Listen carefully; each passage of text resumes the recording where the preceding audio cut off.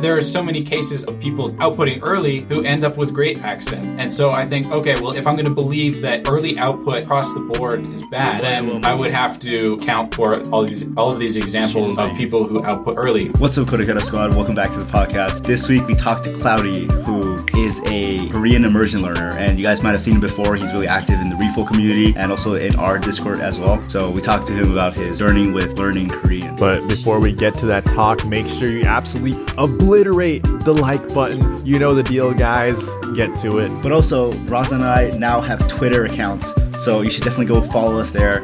We're tweeting about Japanese and more. Keyword more. Hope you guys enjoy the podcast. Yeah, Clowdy, so can you give us a quick background of who you are and where you're at today? Okay, yeah. Right now, I am at my house. That's where I'm at today. And who I am is good to know. Clowdy. A lot of people in the Immersion community kind of know me as one of the guys learning Korean using some immersion methods. I hop around to a few different communities, and I've been learning Korean for about 2 years now, and I like being involved with the community and helping out in the ways that I can. So that's about me. Wait, Clowdy, were you just wearing a banana suit just now? Or you just kind of glitched out for a second? Oh, no. Actually, I did just come home from my job. I work at the grocery store. I work in the produce section. So I'm around fruit all the time. You know, the job is bananas, but no, I think you guys are mistaken. Oh, wow. Yeah, I must have been seeing things. Wow. That's crazy. I swear, I was like, did Clowdy just become a banana? But I guess it was just me. And I guess Eric saw it too, but I guess we're both just not seeing the right things here. But with that, what made you start learning Korean? Right. Well, yeah. So first of all, I want to say thank you guys both for having me on the podcast. It's totally an honor. I've been a long time viewer of the podcast, and I enjoy seeing everybody's journeys and stuff. But yeah, how did I get into Korean? Well, so yeah, about 5 years ago, I was playing Osu. I just started playing the game. I saw somebody playing on Twitter. They posted a link or a video of them playing, and I thought it was the coolest game. You know, I used to play a lot of music, so I was like, man, it's a neat rhythm game. I'd kind of heard about it before. I thought I'd give it a try. I downloaded Osu and I started playing, and it's full of like Japanese weeb songs, anime intros, and meme stuff, but also K-pop. And I never heard any K-pop. I had just known about K-pop. I didn't know. I kind of expected it to be really corny, and I guess some of it really is. But I heard some really cool music by Red Velvet that was produced with this R&B vibe and some really interesting explorations in timbre and rhythm and song structure. And, you know, and this is along with seeing other K-pop songs. So yeah, I was like, man, there's this whole culture of these really popular songs that they're exploring pop music in a really interesting way. And it really kind of drew me into it. So one thing led to another. I was watching videos with idols in variety shows, and then I saw the variety shows were funny enough and the hosts were funny, and you know, I was laughing at they would explain cultural notes in the subtitles, and I'd be like, yeah, that's really funny, the way that he said that pun that you had to explain to me through the subtitles. Eventually I was like, man, I gotta learn something, you know. So I downloaded Duolingo, like everybody, and that's how you learn languages, right? Duolingo, step one right there. Or is it? We did a video. I think, watch the video to find out. The great debate. Yeah, definitely watch the video. Well, for my case, it was not the case. It was not it. Well, that's a spoiler, Clowdy. Whoa, I'm just kidding. Yeah, so I lasted about a week of doing some of those exercises, and I remembered how to say 안녕하세요. But yeah, you know, I took it. I kept getting more into K-pop and more into the shows. eventually found Matt versus Japan's channel. After, I guess I'm skipping one key step. Is there was that your favorite K-pop idol? Yeah. I think he's a J-pop idol, actually. Right. Yeah, so what happened was I was planning, this is right before the kind of pandemic arc of society happened, and I was planning on meeting with some friends, and like 6 months later, and I was thinking like, man, I don't want to show up to this like friend get together and not be like doing anything with my life. So right there I was like, man, I was watching this show about these girls competing to be in a Korean group. It's like a survival show, elimination, lots of drama. And these Japanese girls were learning Korean and like speaking and understanding some Korean. I had no idea how much they knew. You know, all I knew was they were learning it. And I was like, I have no excuse. They're learning it while they're doing all this crazy stuff. And so I was like, okay, I'm going to give myself 6 months to see how it goes. I'm going to commit for 6 months, see where I'm at, see if I want to keep going. And just looked around, stumbled across Matt's channel, and kind of made a decision to dive in. Was there anything about Japanese that attracted you at all? Because you said you played Osu, and I'm sure like the channels were also related to Japanese. That you some of the channels you saw. Yeah, and that's really interesting because I picked up Osu, a game which is known amongst internet weebs for having mostly just Japanese music, and that it wasn't any of that really drew me to the language. I'd never really watched anime very much before, so I wasn't into that world very much.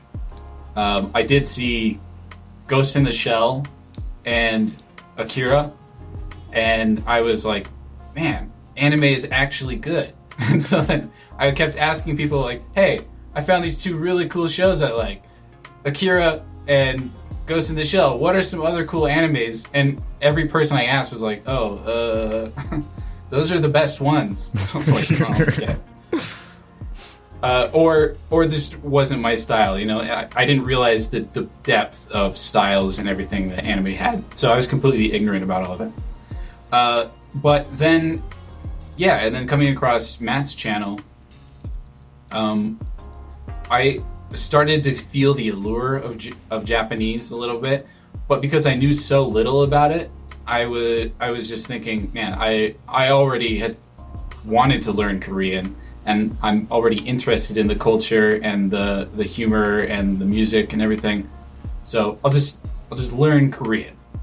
Right. And then I thought maybe I'll pick up Japanese once I'm elite level status Korean. I didn't know what to expect. Once you're native, you mean? Yeah. Once I'm fully Korean native. Once I walk into a room and tell people that my name is like my first. That my name is Kim, and they're or just something. shocked, like just in like like a seizure state. Yeah. Right. Yeah. When I enter a room and the locals have seizures, and trip that's over when you know themselves. you gotta stop with the Korean. You gotta switch this Japanese. Yeah. Imagine that was like a video on YouTube. White guy shocks everyone with Korean. White guy literally shocks them, induces- puts them into shock. Yeah. Induces seizure. Yeah. Oh, Yeah. man. Yeah, that'd be pretty wild. I mean, you're going a little like multiple steps above native level at that point.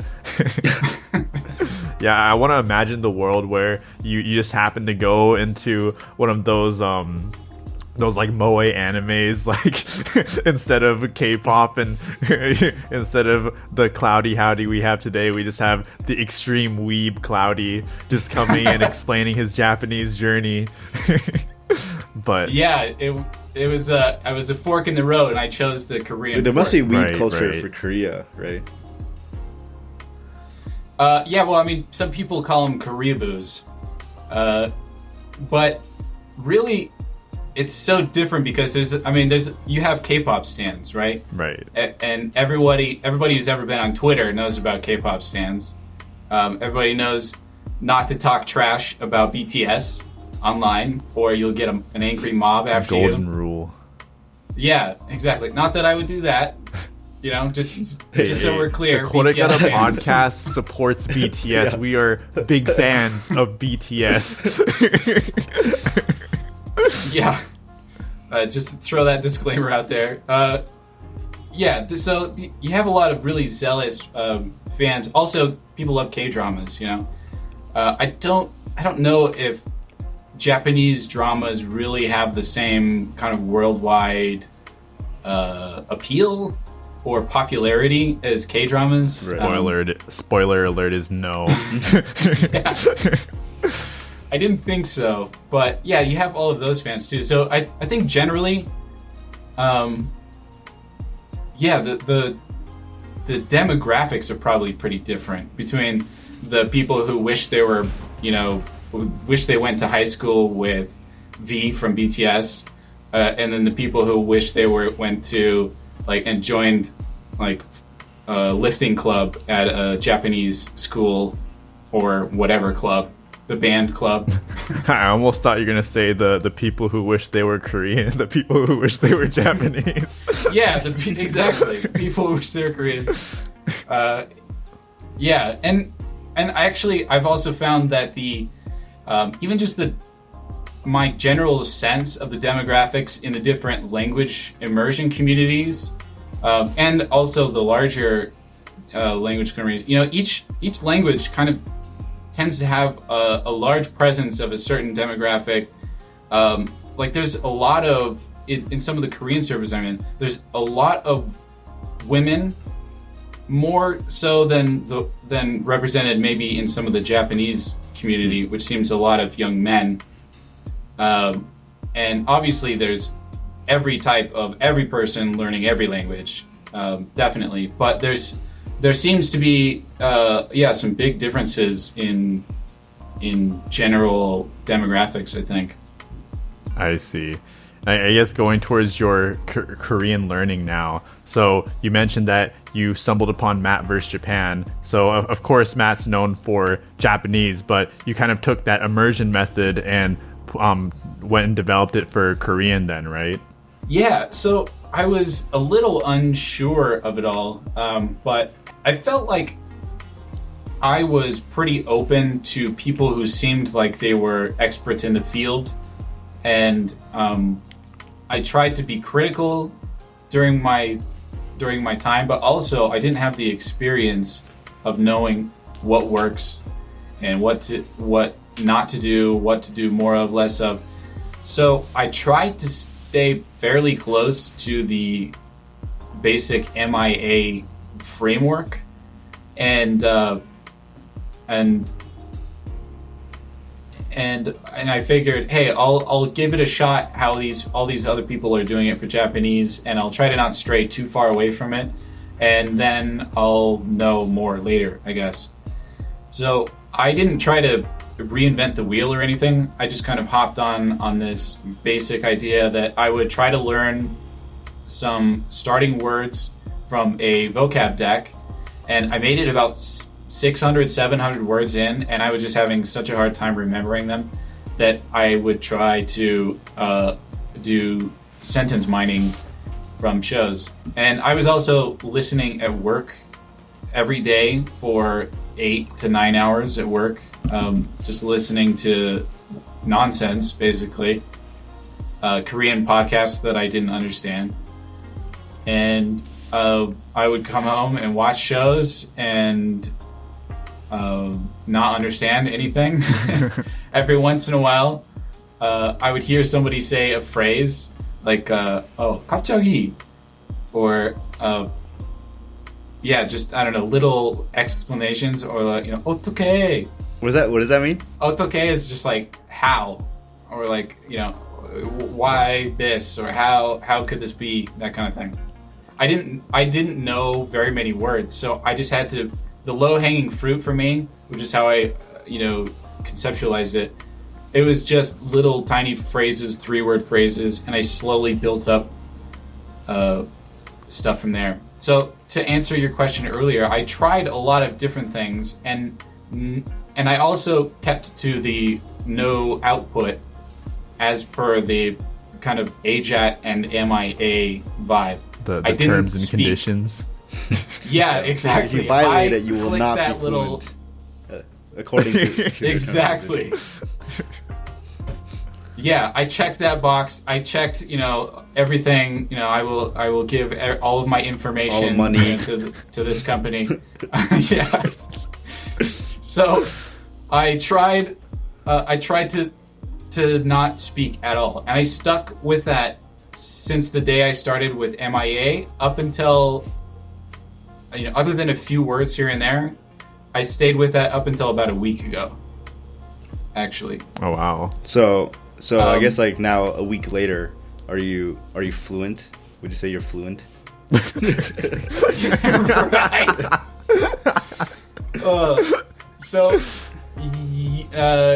No way, not in any way.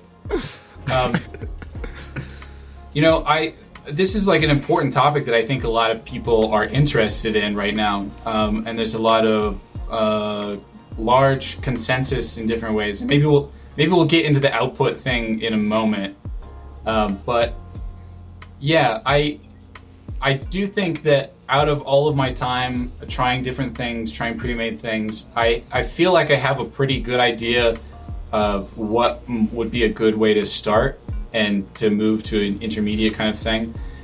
Also because I'm so involved with other people and helping other people get started with it, it's kind of something I've done the entire time. I never really stopped helping new people get into it. So I feel like I've stayed a little bit in touch, haven't completely forgotten, and I also haven't built something completely around my own way of doing it, because I think that's a trap that a lot of people fall into.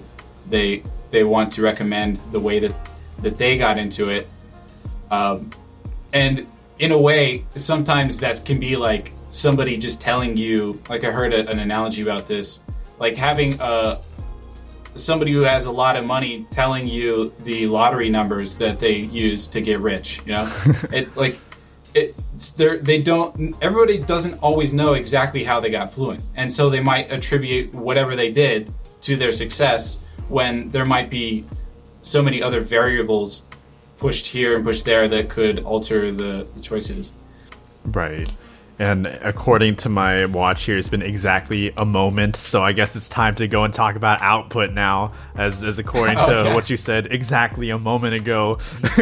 So why don't we just dive right into that? When did you start outputting, Clowdy, in Korean? So I came to a realization after talking to a lot of people, not just in Korean, like in the Korean community, but in other communities. I'm highly involved, or right from the start, I was involved with the Refold communities, right, in the Discord communities, and I was the admin of, or I still am the admin of the Korean server. Right. But I'm also an admin on the central server that has a lot of languages. So I hang out and talk to a ton of people about different things. And the data on fossilization is, as far as I know, the studies that have been done on it all tend to point towards the idea that it's not really correlated with early output as much as a lot of people would are seeming to suggest. Yeah. And I've met so many people who are going, oh yeah, well, I outputted early from day one, or from 3 months in or 6 months in, and it was never really that big of a problem, and I kept getting better. And I think a lot of it's so important to me to try to figure out and suss out the different parts of the equation that are different when comparing two different methods. And so many of the criticisms for cementing bad habits in early output seem to be focused on a specific archetype of learner, and that's one who outputs from day one a lot and gets almost zero native input and only maybe repeats a few things in class, and also doesn't really have might not have a desire to take it to a really high level, and there are there are so many different reasons and things that could affect that, but there are so many cases also of people outputting early and then also learning things and immersing a lot, who end up with great accents. And so I think, okay, well, if I'm going to believe that early output across the board as a blanket statement is bad, then I would have to somehow account for all of these examples of people who output early. I'm not a Japanese speaker, but I hear Harry often as an example of somebody who didn't really have he had a short period of time of not outputting towards the beginning. And some Japanese speakers and a lot of other learners and second language Japanese speakers say that Harry's Japanese is great. Yeah. So yeah, like most of the people that we interviewed who are like the best at Japanese, they outputted early. So I also don't really understand why there's that fear of fossilization, because I mean, as long as you have the mindset of like trying to improve, you're never gonna fossilize.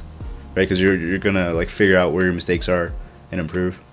Yeah. So all of these examples of people who got really good and also outputted early or had a short period of output, I always viewed the output thing as a risk management strategy, because really there's no way of knowing exactly what will happen if you do or don't. But it was seen from the start as something you could do to minimize the risk of mistakes as you go on. But what I personally saw looking at my own understanding of Korean, my perception of it, the way I hear it, and the way that I read it and become comfortable with the things I know, the biggest changes in that happen in the first 6 to 9 months. And after that, it still changes all the time, but it's so much slower. And that's generally when I felt like I could have easily started outputting right then and there and practicing and gotten a head start on it, and I would probably be much further. Well, I would absolutely be further along in my ability to output today had I started back then, about a year and a half ago at this point. But at the same time, I feel like there wasn't a huge risk in me waiting, because I don't have to talk to anybody in Korean. I don't know any Korean people in person. I could go to a local Korean Baptist church if I wanted to meet somebody. That's like the only little center I know of Korean culture around me. But yeah, I feel like if there was any risk, then it could have been mitigated by just having a shorter period of silence. And even if it wasn't silence, just not speaking all day, every day. I could have gone through the entire time with just once a week, trying to practice some things, every couple of days, write some things down, stuff that I've heard before. I at this point, after having gone through all of it, I just don't see it. I don't see the reason, and I don't see the effects on a lot of people. So yeah, my ideas have really changed on it. And now that I've come to that realization, I just kind of want to start practicing writing, and I don't exactly regret it because it was an experiment. But yeah, I'm gonna start. I've already practiced basically writing things down every day. It feels like when I start writing, I feel like I'm writing like a 5-year-old, and it's like I don't get how to do anything complicated, or I don't remember very many words. But already, even just after a few days, I've just found myself remembering, oh yeah, I could just use that. Oh yeah, I could use that. And so I can start to see it, coming out. But yeah, it's exciting, and I'm looking forward to getting a lot more practice in and actually start, posting comments on YouTube, like mostly incomprehensible comments on YouTube. Yeah. and actually talking with people. Yeah. Right. This is where you got to go and talk to all the K-pop stars right there. Talk to them in the comment section. Yeah. So in Korea, the K-pop idols use a live streaming service called VLive. A lot of them do, and so they will put on. It's actually really great immersion if you are a beginner in Korean and you like K-pop, because chances are your favorite K-pop group is going to have like weekly or sometimes daily broadcasts for an hour long of some 22-year-old girl talking about the tteokbokki she had for lunch and what bands that she's into. Is that your preferred immersion?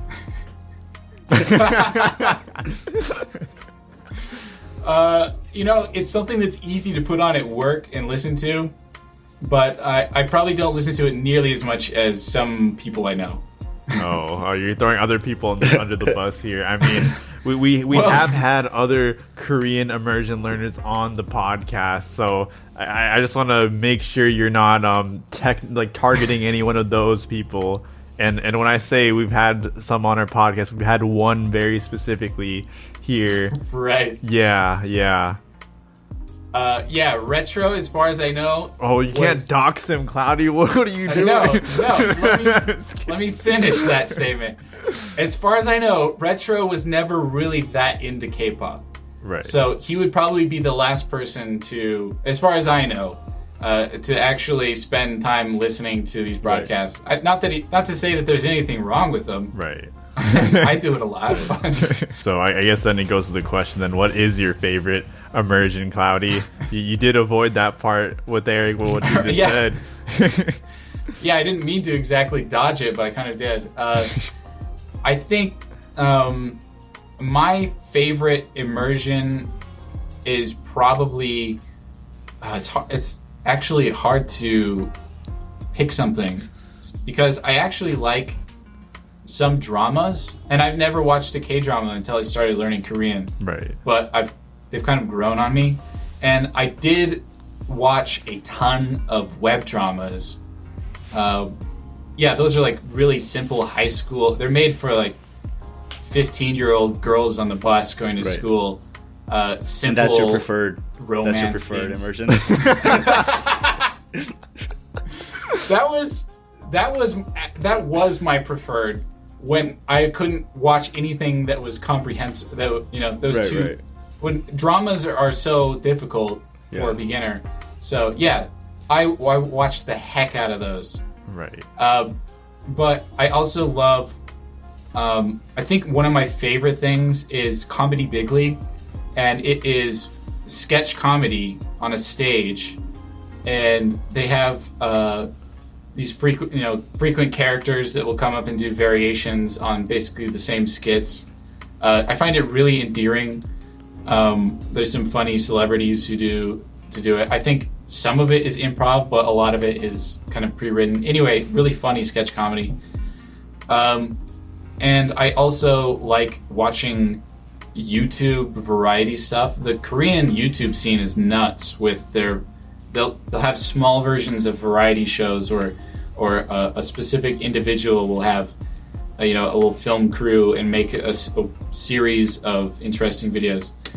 I love that stuff, so I love a lot of YouTube. And I would also eventually like to get back into watching Running Man, which is a show that I was big into before I started learning Korean, when I was using English subtitles. And I actually haven't watched it in like 2 years. But I was waiting until I could be kind of fluent enough to just enjoy the show instead of having to look things up all the time. So yeah, I like.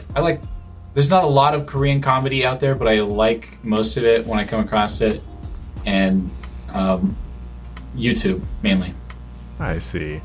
And you mentioned just now the word fluent, and we talked about it in the beginning of the podcast too, but we're not quite sure where your level is at here right now, Clowdy. The viewers want to know how fluent are you, Clowdy? We've prepared a test. Gotcha. I'm actually glad you guys brought this up. It's something that I touched on recently. And I've been talking to people about it. Right. And I came to this realization that I needed to, kind of be more accurate about how I message things, because I've recently started working on YouTube videos even more, and I want my channel to be a certain thing, and I feel like in the immersion community there is this expectation that everybody kind of shows the nuts and bolts and shows their progress and shares their exact methods and shows measurable metrics of improvement over time and goals and objective things to compare results and outcomes and inputs and outputs, and honestly all of that stuff has almost always been so uninteresting to me. And the most fun thing about all of this is that it's just like hanging out and reading fun stuff, watching fun shows, watching emotionally enriching shows, getting used to the feeling of not understanding things, and all of these really positive things if you cultivate them. Making friends in the immersion community with other language learners and finding stuff in common. I find that I get along with language learners, and especially immersion language learners, so well. And there's just something special about this group of people that it's almost this universal trait that this sparkle in everyone's eyes. And I love finding that in people and talking with people about stuff. And that's the stuff that I really find important and engaging. I love to have fun. I love this whole process to be like, enjoy it and enjoy the moment, enjoy the journey, all the cliches. But also, I do, not to completely dodge, and to say that I won't answer anything. I don't exactly have a problem with it, but I do feel like there's this expectation that if somebody's going to be uploading updates, then it's about your stats, so that I can compare my stats to your stats, and that I can know that your methods are wrong because you're doing this, or they're right because this is my experience. I don't like playing that game. I don't even want to play. It's like, take me out. I will go and refill the water bottles and warm the benches. I will be the water boy. But I just don't. There's so much room in the community for more for community, basically. And that's one thing that I love about your guys' podcast, is that you actually just have these long form discussion, and you hear people's stories, and that is so much more interesting to me than seeing somebody, not to take away from people who like doing this, but when I see somebody bring up their Excel spreadsheet and everything's like perfectly coded from inputs to outputs, and they've got graphs to show everything, I'm like, wow, that's really fascinating, that's neat. And I don't know, it's cool, but I don't really like it. So I want to see more, and because I want to be the change that I want to see, I want my content and my interactions with the community to be more about like the things that I find more interesting, like coming up with like figuring out systems that work for people rather than figuring out the ultimate path and coming up with the one true way. Yeah, I think that's like a kind of like a wholesome message. So I think that might be a good place to like maybe end the podcast. And yeah, and I'm sure like what happens at the end of the podcast, right? Raza, you can take over. Yes. Yeah, Clowdy, this is very important. I mean, we know leading up to this moment, leading up to all the times you've watched the podcast. Even before the podcast was made, we knew that you were trying to go and craft the perfect KoreKara message. And I mean, you've been waiting for it now. The lights are shining bright. The bananas are in the audience waiting for you. You know, everything is right here for you to say this special message. So the stage is all yours, and we can't wait to hear it. Okay, well, it's a lot of pressure being in the hot seat right here after a wind up like that. But I think ultimately, what I want to say is the most important is that when you're a language learner and you're in a community of people, you don't have to take the exact same route that other people took.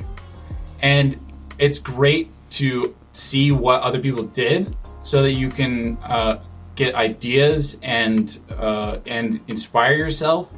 But you don't have to have the same attitudes, you don't have to have the same goals, and you don't have to have the same methods or daily routines or interests or anything. The most important thing that you do is to make sure that you feel good about doing it so that you look forward to doing it every day.